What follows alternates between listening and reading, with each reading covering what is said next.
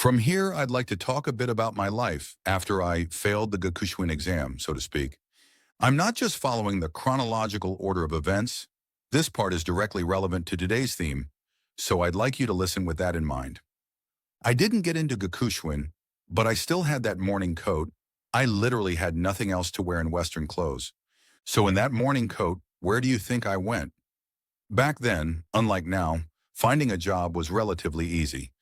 Whichever way you turned, there seemed to be decent openings. In short, there was a shortage of people. Even someone like me got job offers from both the higher school and the higher normal school almost at the same time. Because I told the senior who was helping with the higher school job half yes, and also gave a vague sure maybe to those at the higher normal, everything got tangled up.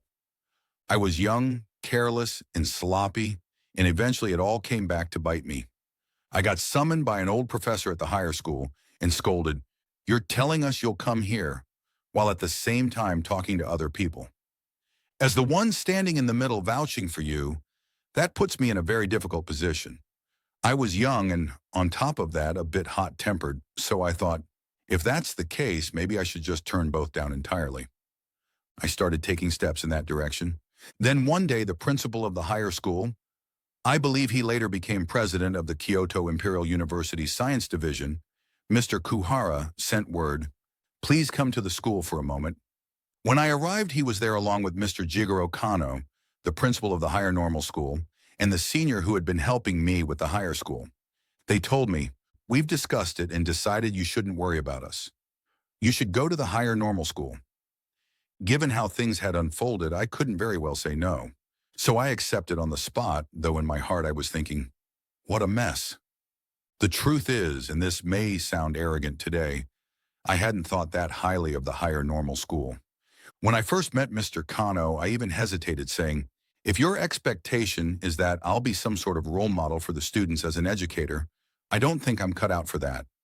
But Kano was a very skillful man. He said something like, "Hearing you say no so honestly only makes me want you more." And he refused to let me go. So without ever intending to juggle multiple schools, I ended up causing a lot of trouble for everyone involved, and in the end, became a teacher at the higher normal school. But I lacked the fundamental qualities needed to grow into a truly great educator, so I always felt constrained and ill at ease. Kano even said to me once, "You're too honest, it's a problem." Maybe he would have preferred if I'd been more brazen. Regardless, I couldn't help feeling the place just didn't suit me. To put it plainly, it was like a fishmonger being asked to help out in a confectionery shop. After a year, I finally transferred to a middle school in the countryside, the Matsuyama Middle School in Iyo. When you hear Matsuyama Middle School, you might smirk, maybe because you've read my novel, Botchin. In that book, there's a character nicknamed Red Shirt. People often used to ask me, who was that based on? But at that time, I was the only person at that school with a university degree in literature. So if you insist on mapping each character in Botchin directly onto a real person, Red Shirt would have to be me, which would be a rather flattering interpretation, I suppose. I only stayed in Matsuyama for 1 year. When I was leaving, the governor tried to persuade me to stay, but I had already agreed to move on elsewhere, so I turned him down and left. Next, I settled into the 5th higher school in Kumamoto. So in order, I taught at middle school, higher school, and finally university. The only places I haven't stepped into as a teacher are elementary schools and girls' schools. I stayed in Kumamoto for quite a while. Some years later, I got a quiet offer from the Ministry of Education. How about studying abroad in England? My first thought was to decline. I figured someone like me, going abroad with no clear purpose, wouldn't end up doing anything especially useful for the country. But the vice principal who relayed the ministry's message said, "That's their call. You don't need to evaluate yourself. Just go." I didn't have any compelling reason to refuse, so I followed orders and headed to England. And sure enough, once I got there, I had nothing meaningful to do. To explain that, I have to talk briefly about the me I was up to that point. That story forms an important part of today's talk, so I'd like you to keep listening. I majored in English literature at university. You might ask, so what exactly is English literature? Well, even after 3 years of majoring in it, I was pretty much in the dark. At the time, our teacher was a man named Dixon. I sat in front of him reading poetry aloud. reading prose, writing essays, and getting scolded because I dropped an article or because my pronunciation was off. During exams, we had questions like, in what year was Wordsworth born, and in what year did he die? How many different editions of Shakespeare's folios are there? Line up Scott's works in chronological order. You can probably imagine how it was, even at your age. Can we honestly call that English literature? Even leaving English aside, could anyone really come to understand what literature is from that? Could I figure it out on my own? Not really. I was like a blind man peeking through a fence. I'd go into the library and wander the shelves without any clue what to grab. That wasn't just my lack of ability. It was also that there simply weren't many books in that field then. In any case, after 3 years of study, I still had no grasp of what literature actually was. You could say my deepest frustration began there. With that vague, hazy attitude, I was pushed out into the world and became, or rather, was made into a teacher. Language-wise, even if my skills were shaky, I could bluff my way through classes well enough that each day passed without disaster. Inside, though, I felt empty. If it had been just pure emptiness, maybe I could have made peace with that. But in reality, there was this stubborn, murky sense of dissatisfaction lodged somewhere inside me. At the same time, I couldn't muster any real curiosity or affection for the job of teaching itself. I'd always known I lacked whatever basic ingredient an educator is supposed to have, but even just standing in a classroom teaching English felt like a chore. I was perpetually half-squatting, so to speak, ready to jump away if an opening appeared. In my heart, I kept thinking, when there's a chance, I'll leap over to my real field, to where I truly belong. The problem was, this so-called real field of mine was as vague as a mirage. I felt as if it existed somewhere, yet wherever I turned, I couldn't see a path that I could really commit to. All I knew was, I was born into this world. I have to do something. But what that something should be, I had no idea. I was like a solitary figure trapped in fog, frozen in place. Rather than hoping some ray of sunlight would magically break through the clouds, I wanted to grab a searchlight and shine it myself, even just one beam, to see clearly ahead. But no matter which direction I looked, everything was hazy, blurred. I felt as if I'd been stuffed into a sack with no way out. If only I had a simple awl in my hand, I thought. If I just had one sharp tool, I could pierce a hole somewhere and get through. I grew extremely restless, but that awl never came from anyone else, and I couldn't find it myself either. Deep inside, I kept asking, what will become of me from here on? And in that state, I spent years in a kind of quiet, heavy gloom. Carrying that anxiety, I graduated from university, took it with me from Matsuyama to Kumamoto, and then hauled it across the sea to England. Once you go abroad on government funds, you naturally become more aware of your responsibilities.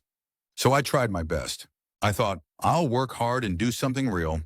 But no matter how much I read, I still couldn't escape that mental sack. My all was nowhere to be found, even after searching all over London. Sitting alone in my rented room, I thought and thought. Eventually, I concluded, this is pointless.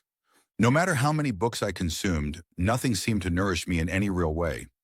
I even started to lose my sense of why I was reading at all. It was then, for the first time, that it truly hit me.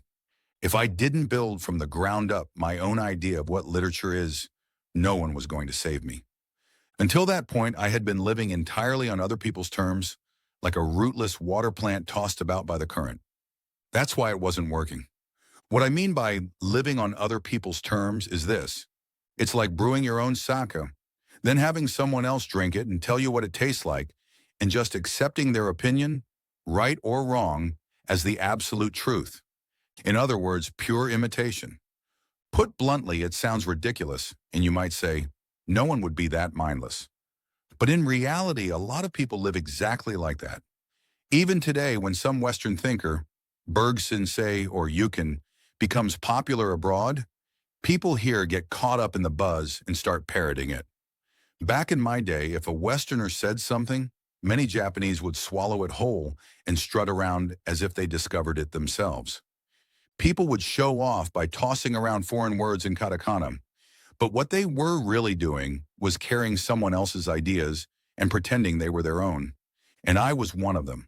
For example, if I read a Western critic's assessment of another Western writer, I wouldn't really think about whether that criticism made sense. Whether it resonated with me or not, I'd just go around repeating it as if it were my own opinion. You could call that gulping it down whole or call it mechanical knowledge, but it wasn't anything I could honestly claim as my own flesh and blood. And since the climate of the time rewarded that kind of behavior, people actually praised it. Still, no matter how much praise you get, you're just peacocking around in borrowed feathers. Inside, you feel uneasy. So naturally, I began to feel that unless I stripped away that showy surface and grabbed hold of something genuinely solid, I'd never have peace of mind. Say a Western critic declares, "This poem is great," or "The tone here is wonderful." That may be true for that critic, and of course, it can be useful as a reference. But if I don't genuinely feel the same way, I have no business repeating it as if it were my own view.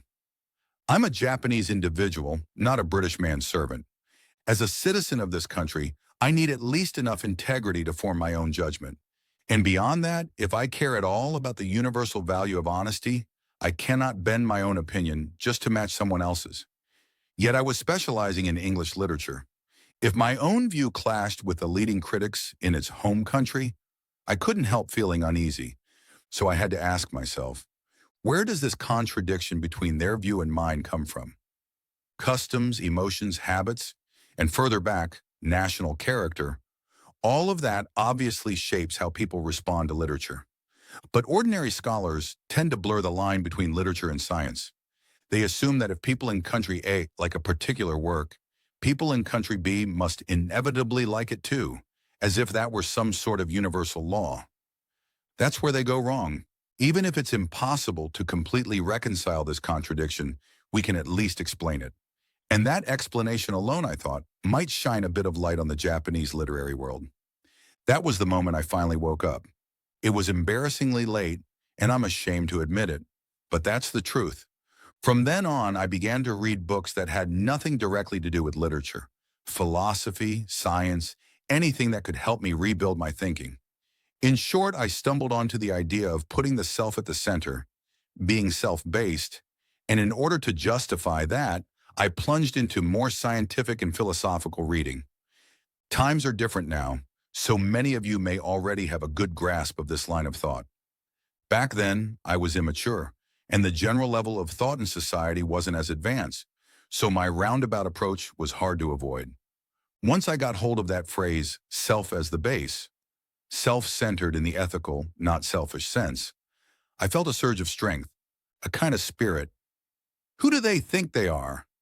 For someone like me, who had been wandering around in a daze, this idea that I needed to stand on my own feet and start from my own standpoint was exactly what I needed. To be honest, I feel like my real life started from those four characters.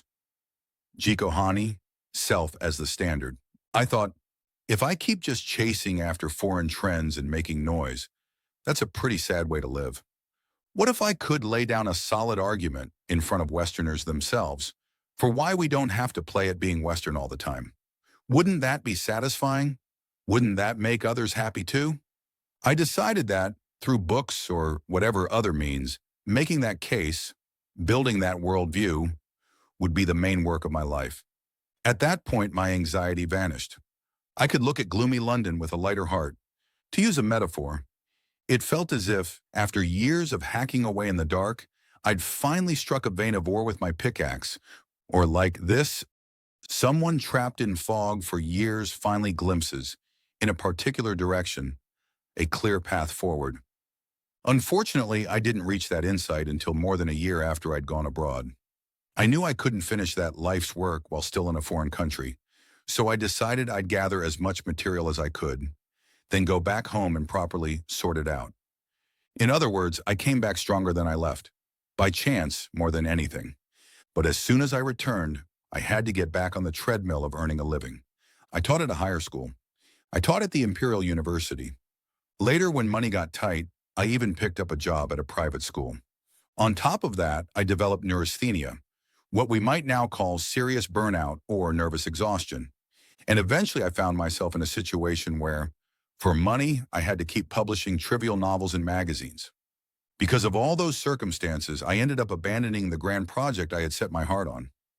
The book I published as my theory of literature is less a monument to success than the remains of a failed attempt.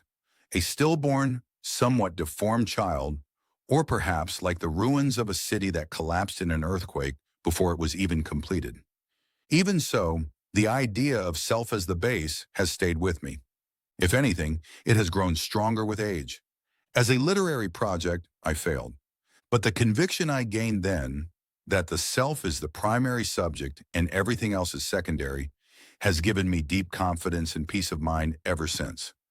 Thanks to that, I feel I can stand here today and talk to you from a place of inner steadiness.